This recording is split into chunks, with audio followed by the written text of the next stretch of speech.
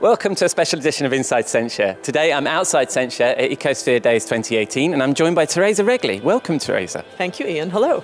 And what is it you do, Theresa? Well, I work primarily in digital asset management, and I help companies figure out what their dam strategy should be and then help them establish a good implementation and best practices going forward.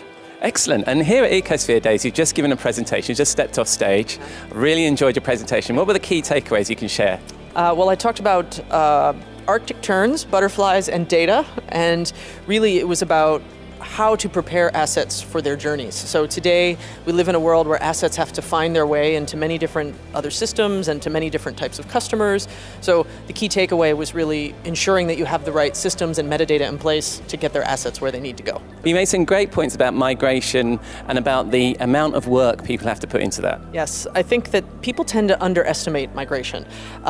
They think they're going to just set up a system and then magically everything's going to be fine, but I find that the migration is often longer than the implementation itself, and the time it takes to get assets from where they might be in an old system or on shared drives and into the dam in good working shape takes a long time and requires a lot of effort.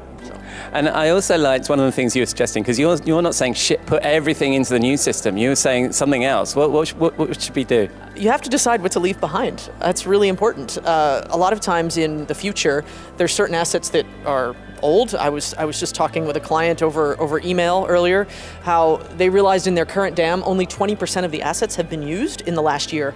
So I said, well, why don't we just migrate those and put the other 80% in cold storage? Don't necessarily throw them out, but at least store them in an economical and efficient way so that it's not crowding up the new system.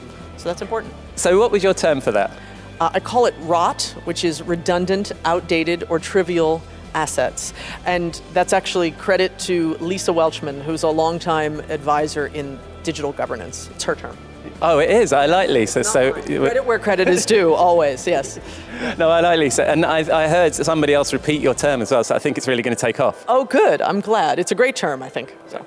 Well, thank you very much for your presentation. Thanks for joining us on Ecosphere. And also thank you for joining me on Inside Censhare. So thank you, Theresa. Thank you, Ian. I appreciate it. And thank you for joining us on Inside Censhare.